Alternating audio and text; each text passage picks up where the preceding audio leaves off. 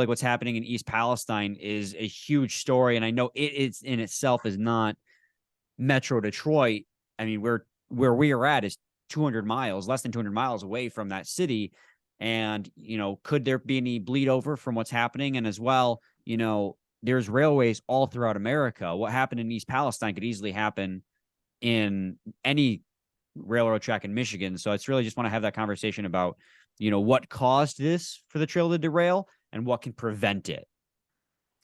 Yeah, absolutely. And everyone that has freight railroads nearby them should be asking this question, especially if you have one of the big four monopolies. So that would be Union Pacific, BNSF, Norfolk Southern, and the CSX, because they're the big four. And by and large, they control almost all of the American rail freight traffic. They're unchallenged monopolies.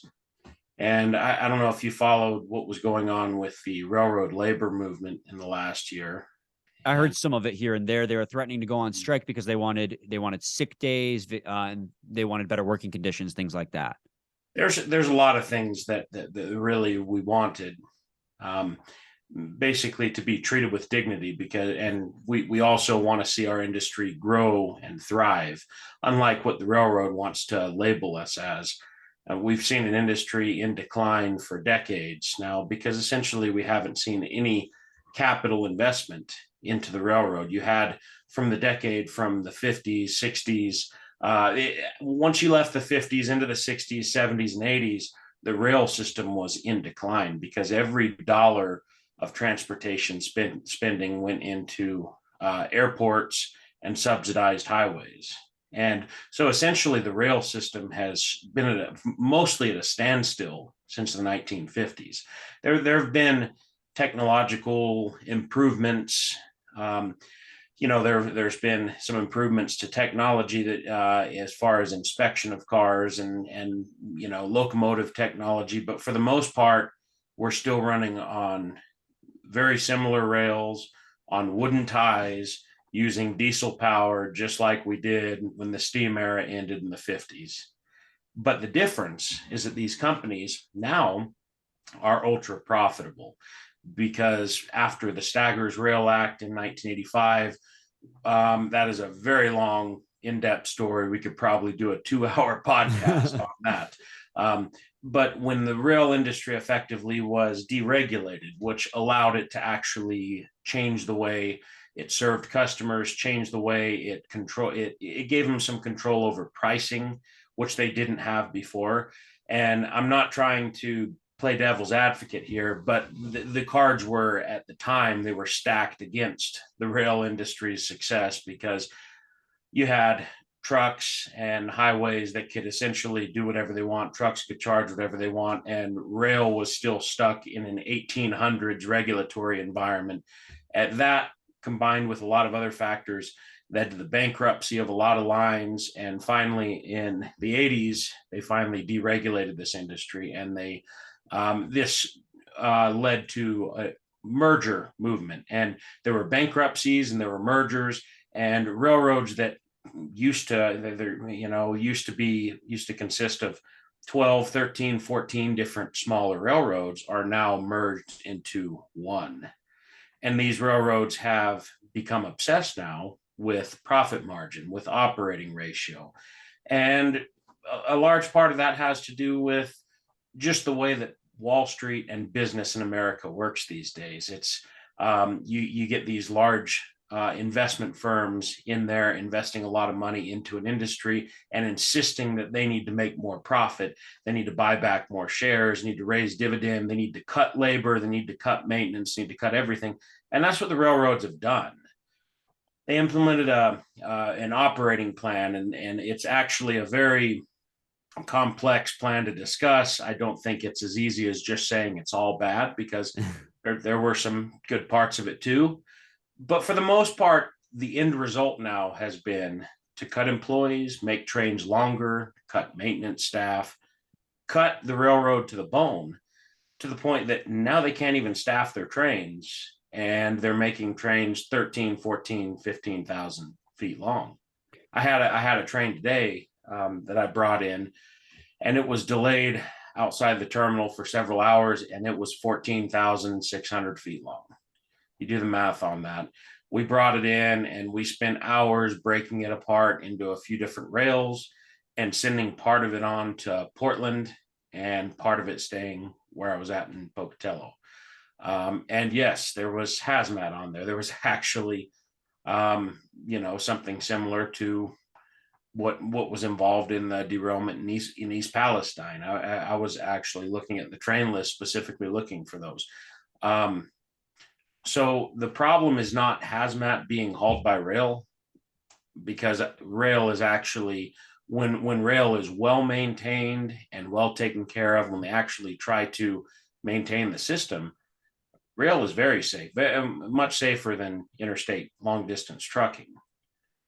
The issue is when the rail is not maintained well, the cars are not inspected well, and they build especially when they build these 14,000 foot monster trains. And then when they stick, like in the East Palestine incident, when they stick the hazardous material cars, the environmental pollutants, the inhalation hazard cars on the rear of a train, and you can move it over the road just fine, but that is fine until you have a catastrophic failure. And that's unfortunately what happened here. There was a catastrophic failure in one car. And today the NTSB actually released that they, found the car and they confirmed it was a bearing failure. There were cameras. I'm not sure who it was. There were cameras that actually caught the train several miles before. You may have seen the video. Yep. With the wheel on fire as it went by. They had a bearing failure. So that can be caused by numerous things. But let's say this event would have happened regardless, that bearing would have failed. If that train would have been smaller, it's highly likely that when that one car derailed, maybe one, maybe two, maybe three other cars would have derailed, but not 50 other cars piling up. What happens is when you have a 15,000 foot train, or in that case, a 12,000 foot train, there's a lot of slack that these trains work with. It's like a big slinky when you operate a train. And the name of the game is to keep the front of the train moving at the same speed as the back of the train. And a lot of people don't think about this, but when you're driving a car, you're just going uphill, flat, or downhill. On a train, your front might be going downhill while the middle's going uphill, and then it's flat again, and then the rear's going uphill again. And it's depending on what type of territory you're running on, your train is in various states of slack. And then you also have loaded cars mixed with empty cars, and they set up at different rates. And engineers know how to keep these trains moving together at a consistent speed where the entire train is moving together in one unit. When that does not happen, when that's done incorrectly, and let's say the head end of your train starts moving much faster than the rear end of your train, that's when the coupler, the knuckle, can snap, can break, and the train comes apart. The conductor's got to go out and fix that. It's not an ideal situation. So when you have an uncontrolled failure, a bearing failure, a car derails, the engineer has no control of that slack anymore. And all of a sudden, all of that weight can come in and cause utter destruction, just depending on the territory and the type of train. Now, that's not to say that our braking system is bad. It's actually an excellent braking system that's very effective.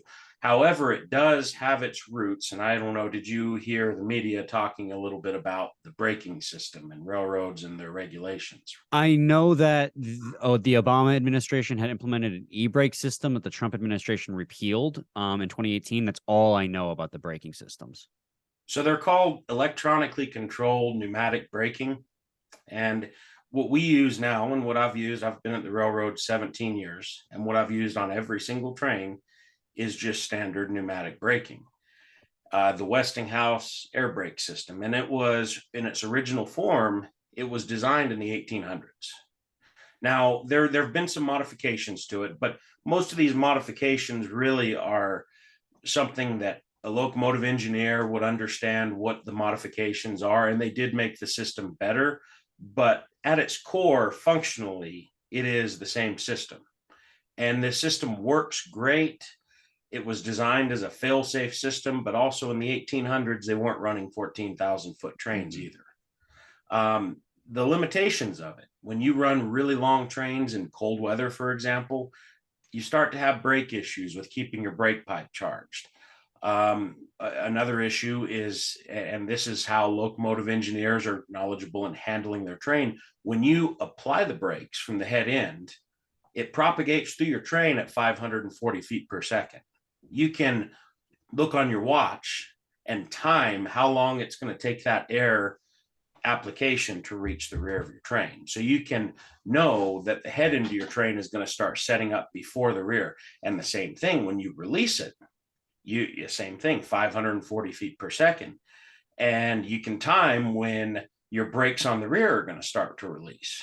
So let's say you're engine braking on the head end, keeping your train bunched together, and you also have air set and you release your brakes. You've got to keep your train bunched because your brakes are releasing on the head end of the train, but they're still set on the rear. And you've got to make sure that you get a release on the rear. You see the brake pressure rise on the rear before you start coming out, because you can rip your train in half that way.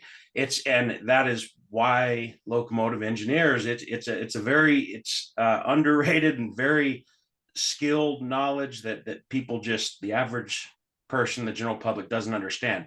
But when a train loses its air, a car derails, the brake pipe comes apart, the train is just at the mercy of all of that tonnage. I lose all control. I have no control over whether the train is stretched, bunched, or whatever. So electronically controlled pneumatic braking is not something that necessarily needs to be on every train, but on hazardous material, that's what the regulation specifically applied to. It applied to hazardous material trains. When you had hazmat on trains, the regulation on was that you were supposed to have these ECP brakes. And what these have is not just a brake pipe, but also an electric line. And instead of the brakes being actuated and triggered by the application, the reduction of air itself, it's triggered by an electric signal. So every single car in the train applies at the exact same time, and every single car releases at the exact same time, which greatly reduces stopping distance, and it also greatly reduces slack action, the in and out, the destructive forces that can cause derailments and train break-intos and things that engineers try to avoid. But when you have a mechanical failure, you can't necessarily avoid. When you have an emergency brake application, your train might derail. So these ECP brakes, that regulation was put in place to ideally, hopefully prevent that on hazardous material trains. And that was to be a regulation.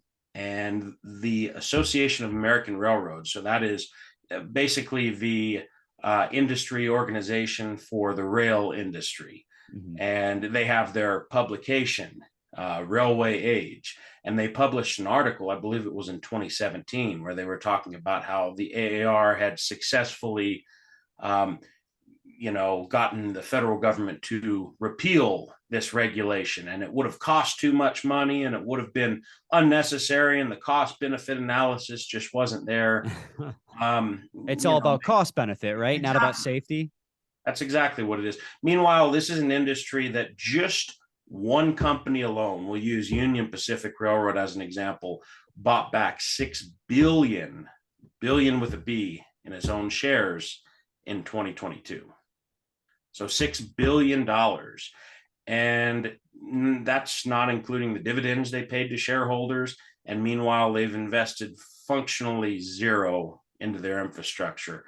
The projects that they say they're investing into making the railroad better for the future are essentially nothing. They invest in basic maintenance. Whenever it comes to making the railroad better, they go to the taxpayer and try to get some sort of subsidy from the government, just like every other industry. That's just how American business works now. But it needs to stop, because this industry could be safe and it could be working for the American people and for American businesses. It could be electrified like every other developed nation in the world, but we don't invest in things like that. And we can't even implement something like ECP braking on hazardous material trains. So I'll give you a hypothetical. If two scenarios, let's say the train was shorter, then 50 cars wouldn't have necessarily piled up. You wouldn't have necessarily had the explosion. Another scenario, the regulation for electronically controlled pneumatic brakes would have continued on, and on that hazmat train, they would have had to have them installed. So that train would have probably been shorter, because they're not going to install ECP brakes on every bit of their equipment. They're just not going to do it. They're only going to install it on hazardous material and things like that. So that shipment would have probably been on a shorter train consisting of only ECP braking equipment. And let's say that car were to derail still, maybe one or two cars would have derailed, or an even better solution, that those ECP brakes were installed, the train was shorter, and because of that, they actually gave it a better inspection and they found the bearing and it never derailed to begin with. So basically, if I were to summarize this issue, and you can correct me if I'm wrong, this isn't an issue specifically with Norfolk Southern. This is an industry issue. This is industry wide in the U.S. freight industry. It's the freight rail industry is concerned with buying back their own shares and increasing the dividend and showing a lower operating ratio. And this is what labor was talking about for the last year and a half or so leading into the contract. So it was completely avoidable if they had. Okay.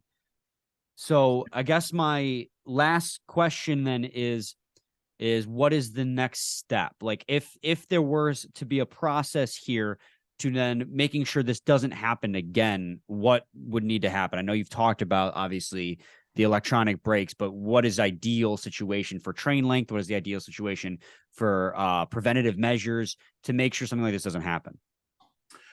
Well, I think the first thing that is going to happen, but needs to happen regardless, is so the FRA, the Federal Railroad Administration, they're in charge of safety on the railroad industry. And I'm sure that they will probably, in response to this, probably release an emergency order, basically telling the railroads, emergency ordering them to comply with some sort of new safety procedure. When something really bad like this happens, when a major derailment, a major collision or something happens, there's usually an emergency order associated with it. And it's issued until they come up with a more permanent regulation. And I think that the FRA, they're probably already discussing it, but the FRA needs to come out with an order limiting train length on trains that consist of dangerous hazardous material to a reasonable length. And you ask locomotive engineers everywhere, they can run trains that are as long as they want to run, but the issue is when a catastrophic failure happens. Mm-hmm. And I don't know personally what the length is, but I can state my opinion. I think that probably about 6,000 feet is a great length. It's, that's over a mile. That's still plenty long. Yeah. But, once you start getting over 6,000 feet, you start running into issues with conventional trains, especially in cold weather situations like that. If hazardous material trains, and who knows what they will go for beyond that. But if people want to keep, these trains to where they're manageable, to where hazardous material has a lower chance of destroying a city. And I guarantee you there's worse chemicals out there. Have you ever heard of, those triangle placards you see on trucks and trains? Mm-hmm. Have you ever looked into what those mean? No, not normally. They tell you what the chemical is, and it's not a secret. You can look up every single one of those numbers and tell what they are. And the color determines the category, what they are, whether they're combustible, which can be exchangeable with flammable, or dangerous, which is a higher level than combustible, or something like radioactive or environmentally hazardous or an oxidizer. There's all kinds of different categories, or the dreaded UN 1005, the white plate, UN 1005. That's anhydrous ammonia. And had that been anhydrous ammonia, then half the town could have been killed from suffocation. So just be glad it wasn't anhydrous ammonia. Wow. And there's a lot of that movement by rail. Wow. And you look at the amount that we carry, 3 truckloads in each rail car. A lot of this stuff really cannot effectively move by truck long distance because it's too large of a commodity. We need a safe rail industry for this. It's not economical to haul this stuff by truck. Well, and that's something that, so I spoke to another member of the rail, I don't know what to call your guys' industry, he actually works in Ohio, answered my email, and I talked to him earlier today, and he said that too. He says, like, we talk about how it happened on a railway and that, now that's getting all the criticism, but you need the rail system, because if it's not the rails transporting this, it's going in a truck. And can you imagine if this had happened on a freeway? Well, you don't have to, because in Tucson, Arizona, a tanker just fell over and spilled hazardous materials everywhere, and an entire town had to be evacuated. So it's like, yeah, I mean, if it happens on a train, like, at least it's this time it happened in a city, but it's not immediately always going to be that way. And of course, I don't know if you heard, there was a derailment in Houston this past week as well. So that one was actually caused by a truck going around the crossing gates, racing the train. It was a train hit a truck. And usually when you hit a truck at a crossing, usually the train comes out fine. But remember how I said, if you apply the emergency brakes, you're always risking a derailment happening. Okay. Personally, I've hit 3 different vehicles at crossings in the last 12 months. Wow. People are that stupid? Yeah, 3 times it's happened to me in the last 12 months. And it happens now. Every time we were basically fine. It didn't do hardly a thing to the train. But this time, it just, that truck in Houston, got hit by a train, and the train, it caused a derailment. Wow, so that's crazy. That one, I have to play devil's advocate there. It was the truck's fault. It wasn't the train's fault there. Which is fair. Yeah. Yeah, you've basically given me every answer to every question I could have possibly asked. I don't know if you have any final thoughts, but you hit every single question that I had, and I think I asked one. That was fantastic. Though I do have to ask this before I let you go, because normally I do this at the beginning, but we kind of just got right into things. I do need you to state your name, spell it, and give me your title. Michael Paul Paul Lindsay. I use all 3 of my names there. Lindsey, and I'm a locomotive engineer. I'd prefer to not name my company just because they tend to be a bunch of assholes. That's fair. Hey, no, that's okay. I'll just refer to you as a locomotive engineer then. And then 17 years with the railroad, by the way. That works. I'll add that in there as well. And then also, is it all right, because I do need express permission to use some of the cuts that you've given me in tomorrow's episode? Oh, absolutely. Okay, yeah. Awesome. But with that, like I said, if you have any final things you feel important to say, and then we can just wrap it up. Yeah. So I would like to say that the railroad industry is essentially not what it was decades ago. It's an unchallenged monopoly. And we need to rethink how rail is done in America.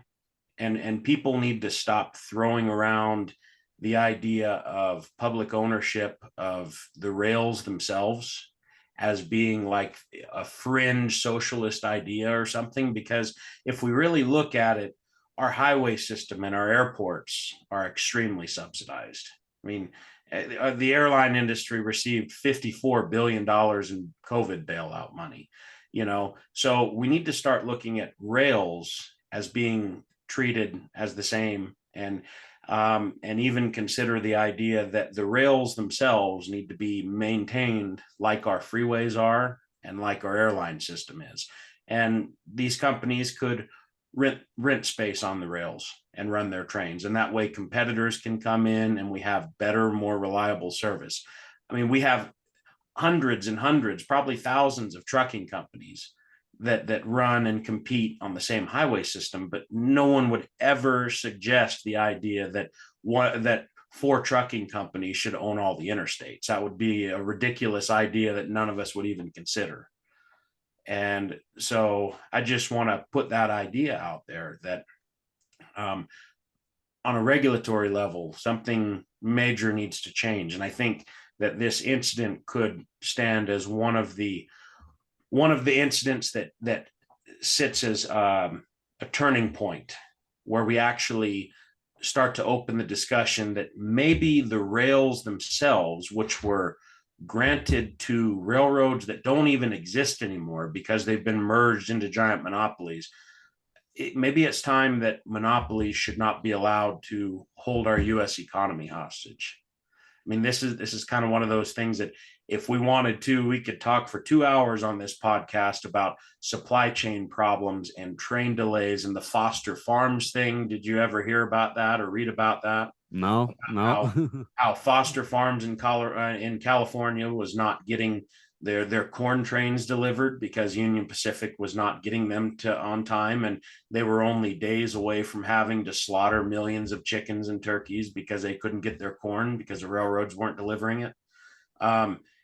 This is part of a much broader conversation. So I just want to kind of end it with that. This is a much broader conversation about an industry that does not seem to care about anything except for their own personal share buybacks and profits. And it needs to be discussed, not just on an environmental issue or a single railroad issue or a single disaster. What can we do to change this one thing? It needs to focus on the entire industry and how it operates. Awesome. Thank you so much, Michael. You are a rock star. That was by far the best interview that I've had regarding this subject. Awesome. So I really appreciate you taking the time to talk to me. And then when I finish this episode tomorrow, I will send you a link to it so you can give it a listen. Yeah, definitely. I appreciate a link to it. Awesome. It was great talking with you, and let's do it again sometime. Awesome. Thank you so much, Michael. I appreciate it. Have a good night. All right, you too. Yeah, bye-bye.